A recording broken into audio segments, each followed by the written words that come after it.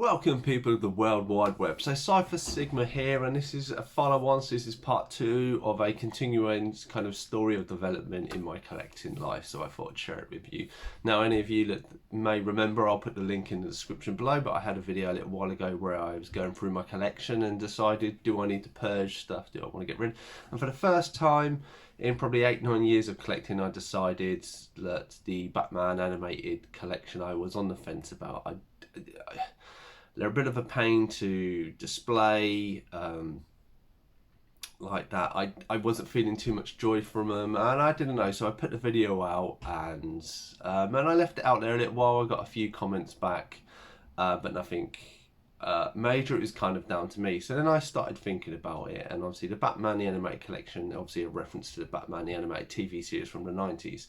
Now, I don't have a special bond with this series. I have episodes from it in my collection and stuff, and I did watch it as a child, but it doesn't, when I think of Batman, that's not what I think about. When I think of Batman, I think of the comics, I think of the movies. Yeah, I do have a few McFarlane figures, and I have a Batman and Robin, and I really like them. They're really good style.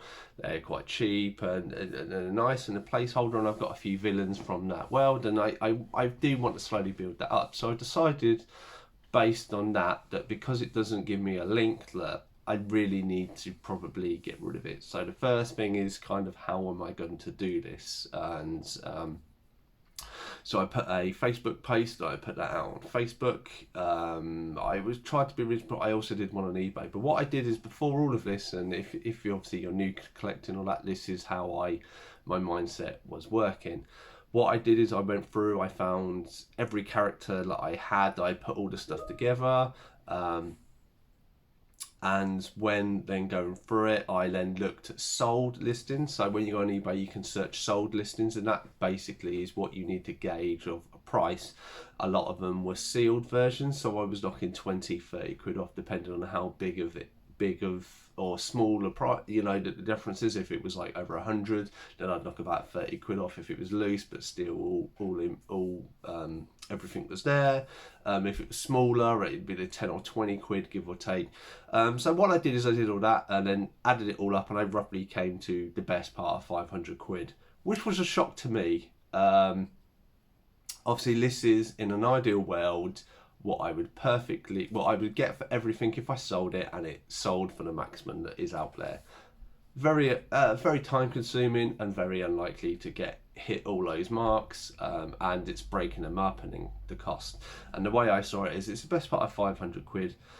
You take fees off that, I think it's 5 or 10%, so take 50 quid off of that, then you have postage. If I posted it to a few people, you'd be looking at like 400 quid. So ideally I may come out with 400 quid if I was very, very lucky. You know, and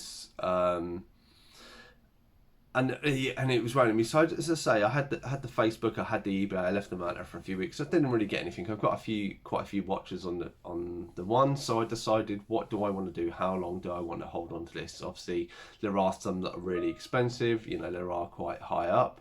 And I didn't want to run the risk. I think this is the best time for me to sell, and obviously I want to maximise my money. So I've been in contact with Leicester Vintage and Toy Shop. Obviously Toy Shop on Tour you may have seen or may have not seen. And I was like, this is what I've got. I've got a few other bits as well and stuff, a few broken bits, a few incomplete bits. You know, is this something you would trade in? And they're like, yeah, we would.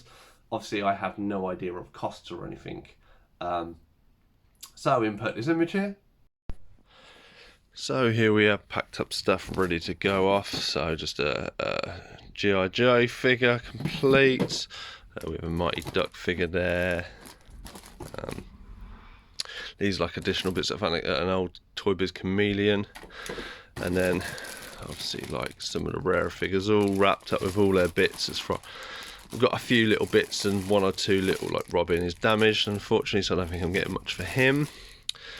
But yeah, that's everything for that box. Obviously that's all Batman animated under there. Then we have a load of Power Rangers and other stuff, and then a few bits and broken there. Yeah, hopefully the visit to the shop will be fruitful. And then as you'll see, like I box everything up ready to go. This weekend, hopefully I will go down there and I will look to basically trade everything in. Now I have a rough idea of how much I want for trade. I'm being realistic. I hopefully will get more for trade than what I would do if if I sold it for max. I'm not going to get that 500 or like 400 quid. I reckon it's going to be a few hundred quid lower than that, which is reasonable. You know, if they offer me like £100, then I'm going to go no. If it's a few hundred plus, then that's kind of where I am, because I want a trade as well. I don't want to sell this for cash. I want to sell these to them and pick up other items, and then that's it, because obviously the money will just sit there and I'll end up spending it on probably other stuff that's maybe not for the collection. And my collection has always been, if I sell stuff for the collection, it's money to put back into the collection. So that's what I'm going to do. I'm going to go there this weekend. I'm going to trade it all in. Hopefully trade it all in, let's say, unless they give me like 50 quid. But hopefully not. Hopefully it's like quite a bit of money. I say, and there's good, you know, and then I can get some good stuff. And my collection of maybe bits I'm missing and finish it off, and then I'll have a bit of space. Maybe even some DC Universe characters if I've got there to kind of replenish the ones or DC characters I've lost. You know, as I said, I don't have a link to it. I mean, in all fairness, I have had one person interested in me, but one person asked for 9 figures, and they chose like all the really expensive ones. I mean, like the Ventriloquist is the most expensive one. The last sold one on eBay was like £110, £120, and this person offered me 130 quid for that figure, 2 other figures that are worth 60 or 70 quid plus, and a few other figures.